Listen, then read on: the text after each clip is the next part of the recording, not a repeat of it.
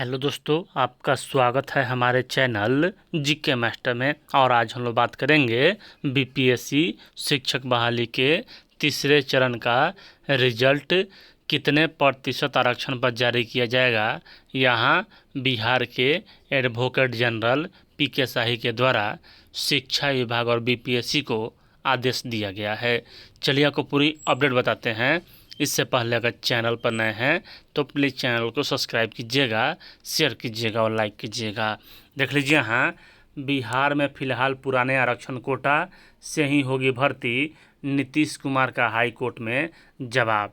जब यहाँ मतलब कि एडवोकेट जनरल पीके शाही ने पटना हाई कोर्ट में कहा कि बिहार सरकार फिलहाल पुराने आरक्षण नियम 50% के आधार पर ही मौजूदा भर्ती परीक्षा का रिजल्ट जारी करेगी।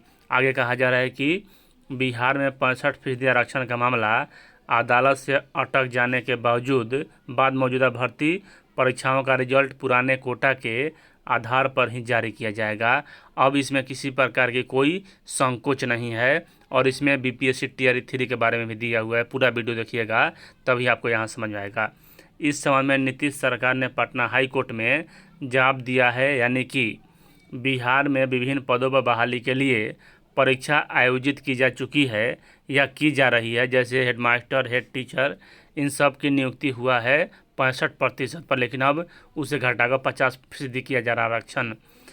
उनमें नियुक्ति पुराने 50% आरक्षण कोटा के आधार पर ही होगा, यानी कि बढ़े हुए आरक्षण का लाभ फिलहाल अभ्यर्थियों को नहीं मिल पाएगा, क्योंकि नीतीश सरकार द्वारा आरक्षण का दायरा बढ़ाए जाने के फैसले पर पहले हाई कोर्ट ने रोक लगाई थी। इसके बाद सुप्रीम कोर्ट में भी रोक जारी रखा। अगली सुनवाई सितंबर में होगी, लास्ट तक इसी महीने में। लेकिन क्या कि अभी सितंबर में सुनवाई हो ही जाएगी, इसकी कोई गारंटी नहीं है। एडवोकेट जनरल पीके शाही ने गुरुवार को पटना हाई कोर्ट में राज्यों के आईटीआई में उपाचार्य की नियुक्ति में लुए हुए कि एग्ज़ाम का रिजल्ट पुराने आरक्षण कोटा के आधार पर ही जारी किया जाएगा। इस संबंध में दायर एक रिट याचिका पर अदालत ने राज्य सरकार से जवाब मांगा था। एडवोकेट जनरल के आश्वासन के बाद जस्टिस अंशुमन की बेंच ने याचिका को खारिज कर दिया।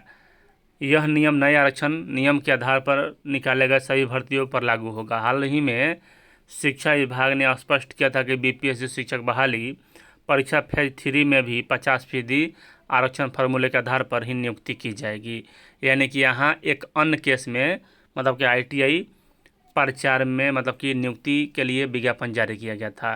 तो यहाँ हाई कोर्ट में केस दायर किया गया। केस में कहा गया कि आरक्षण अगर कि सुनवाई 2 साल 3 साल तक चलता रहा, तो इसका अर्थ तो यह नहीं है कि जो एग्ज़ाम हो चुका है उसका रिजल्ट ही इतना दिन तक लटका दिया जाए। तो यहाँ पीके शाही जो एडवोकेट जनरल हैं बिहार सरकार के, उनके द्वारा कहा गया कि हम पुराने आरक्षण नियम पर ही कि रिजल्ट जारी करेंगे, रिजल्ट में यहाँ कि देरी नहीं करेंगे। अब देखिए, यहाँ बीपीएससी टीयर 3 का बीपीएससी शिक्षक बहाली में आरक्षण का पुराना कोटा ही लागू होगा, शिक्षा विभाग का निर्देश।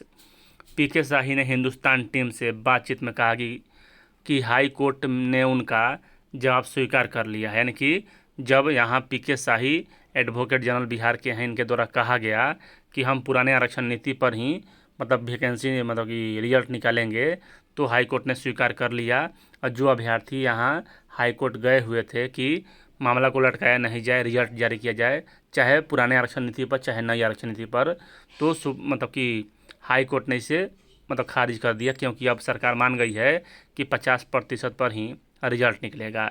इसमें कहा गया है कि अभी तक जो भी एग्ज़ाम आयोजित किए गए जाने हैं वे अपने तय शेड्यूल के हिसाब से ही पूरे होंगे। हालांकि उनका रिजल्ट मौजूदा आरक्षण नियमों के आधार पर जारी किया जाएगा, जो कि 50% है। अगर सुप्रीम कोर्ट बिहार सरकार के आरक्षण का दायरा बढ़ाने के फैसले को मान्यता देता है, तो इन भर्तियों में कि नियुक्ति की व्यवस्था 65% कोटा के हिसाब से बदल दी जाएगी। आने वाले भविष्य में तत्काल यहाँ 50% पर ही आरक्षण लागू किया जाएगा, ये रिजल्ट जारी किया जाएगा। बता दें कि सोमवार को सुप्रीम कोर्ट ने पटना हाई कोर्ट के फैसले पर इनकार कर दिया था और यहाँ कि अब फाइनल रूप से हो गया कि रिजल्ट जो निकलने वाला है वह 50% पर ही निकलेगा।